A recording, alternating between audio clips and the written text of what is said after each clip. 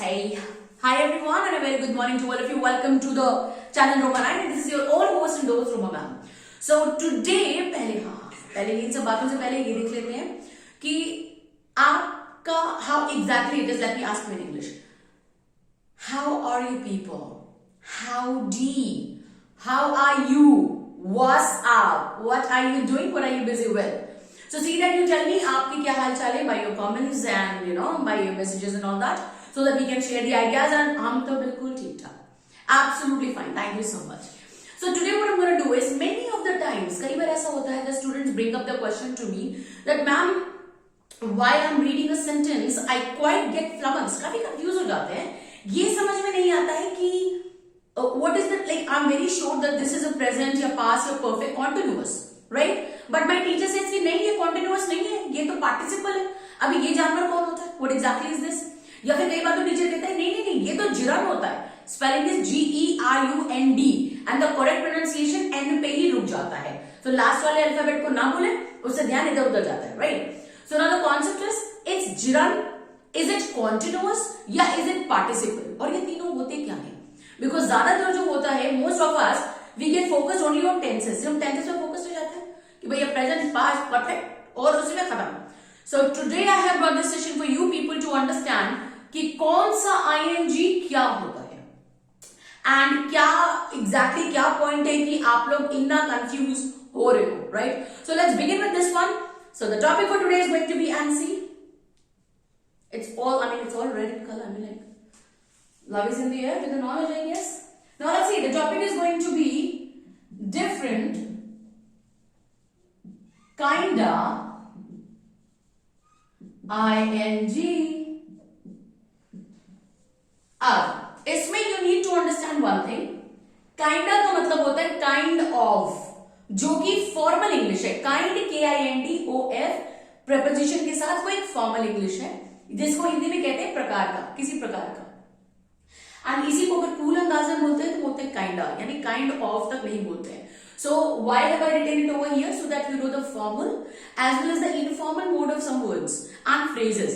Because other than having your professional life, you also have your social media and personal life. So see that you use all this and have some impressions.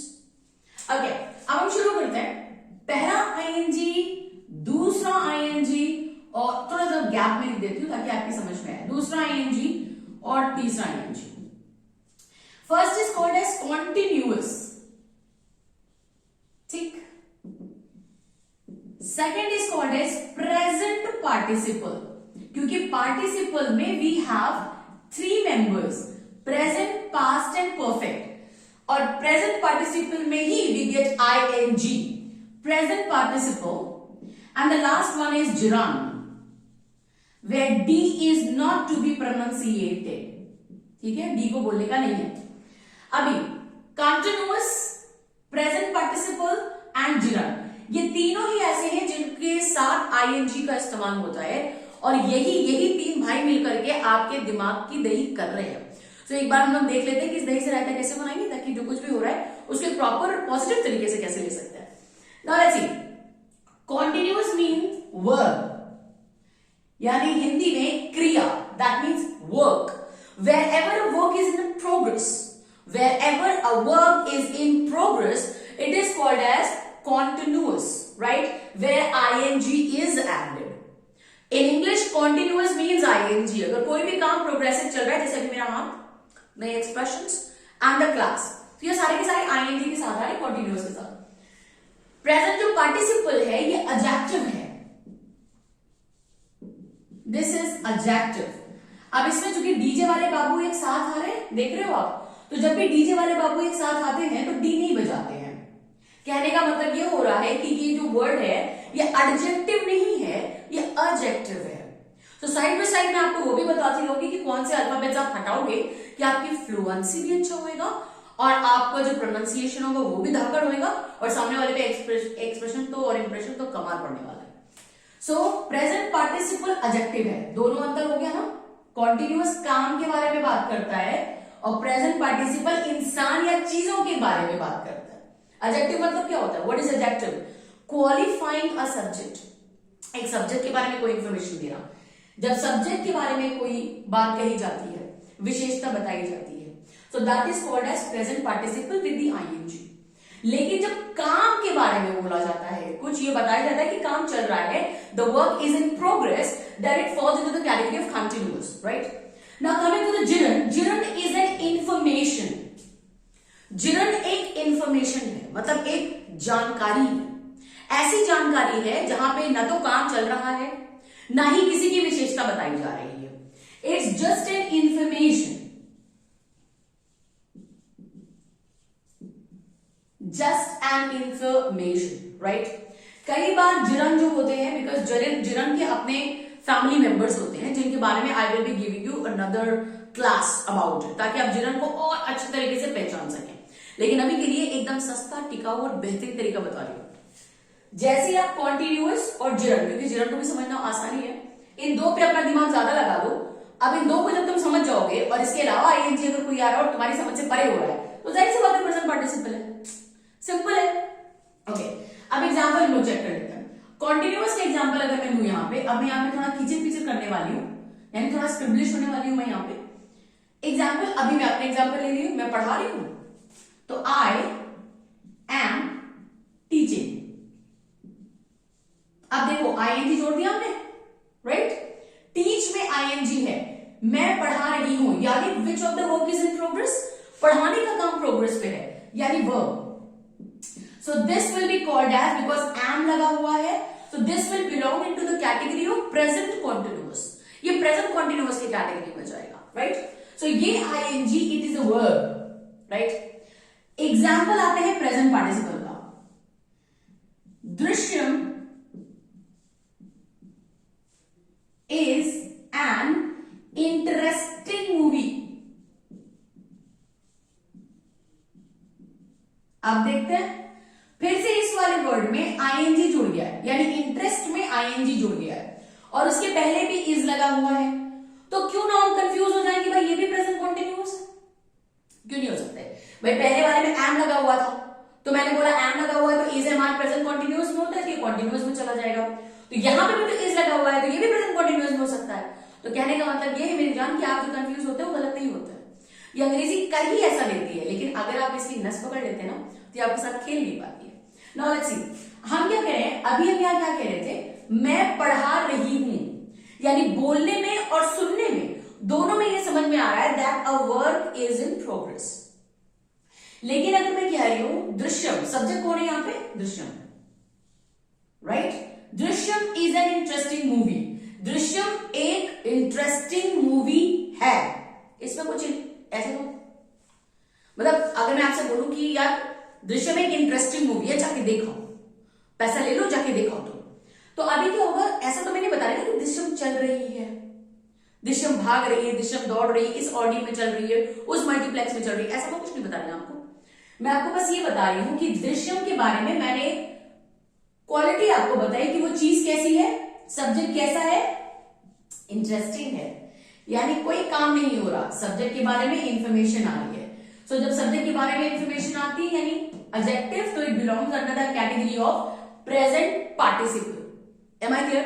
अब ऐसे देखो, मैं मारकर बंद कर रही हूं, मैं मारकर बंद कर रही हूं। अब हाँ, मैं मारकर बंद कर रही हूं, ठीक है, ये दोनों तरीके से लिया जा सकता है।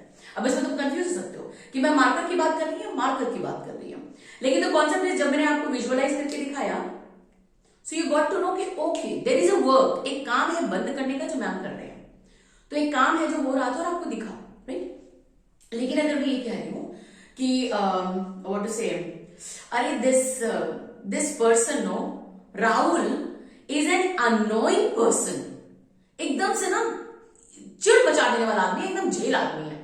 I am so sorry Rahul, अगर आप ये वीडियो देख रहे हो तो इट्स नॉट फॉर यू, क्योंकि राहुल नाम सभी को पता होता, तो मैंने बस रैंडमली ले लिया, राइट।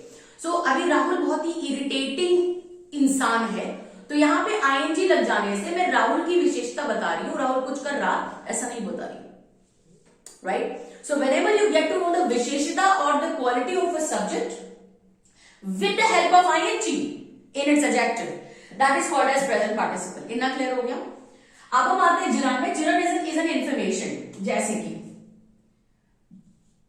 बहुत ही फेमस वाला एग्जाम्पल है जो मैं मोस्ट ऑफ द टाइम मैं स्टूडेंट्स को देती हूँ, क्योंकि स्टूडेंट इसी एज बार पे रहते हैं। तो स्मोकिंग किल्स, स्मोकिंग किल्स। अब हम क्या देख रहे हैं, फिर से आईएनजी लगा हुआ है, लेकिन इस बार जो आईएनजी लगा हुआ है, अभी क्या होता है, सब्जेक्ट ही सेंटेंस की शुरुआत करता है।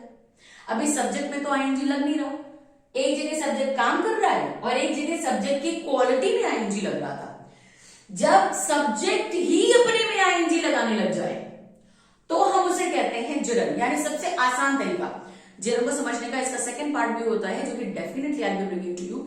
लेकिन अभी के लिए आपको एकदम आसान और बिंदास तरीके से इतना समझना है, सब्जेक्ट के काम के बारे में आईएनजी लगे तो कॉन्टिन्यूअस, सब्जेक्ट की विशेषता के बारे में आईएनजी लगे तो प्रेजेंट पार्टिसिपल, और कहीं सब्जेक्ट से सिर्फ खुद में ही आईएनजी लगा ले तो that is going to be gerund. Am I clear? So अगली बार जरा ये नोटिस करना इनिशियल लेवल पे, शुरुआती लेवल पे, कि क्या काम के बारे में बताया जा रहा है या फिर विशेषता के बारे में बताया जा रहा है सब्जेक्ट के, या सब्जेक्ट के खुद ही पास में आईएनजी लगा हुआ है, राइट? अब इस केस में I am giving you 3 sentences. 3 sentences मैं अभी आपको बोल रही हूं, गो थ्रू दीज 3 सेंटेंसेस और कमेंट में बताइए कि इन 3 सेंटेंसेस में से कौन सा है जिरन, कौन सा है प्रेजेंट पार्टिसिपल और कौन सा है कॉन्टिन्यूअस, राइट? पहला सेंटेंस है they are watching FIFA, they are watching FIFA, right? I football everyone knows about, right? तो इस हिसाब से मैंने वो भी कर दिया, थोड़ा सा प्रमोट भी कर दिया। So they are watching FIFA, first sentence, इसमें भी वॉच में आईएनजी है। सेकेंड इज ओके ठीक है, my neighbour is a rotating camera. My neighbour, ये सभी नेबर्स के लिए कहीं ना कोई इस तरह का नेबर जरूर होता है। My neighbour is a rotating camera and the third one is going to be sleeping is a yoga.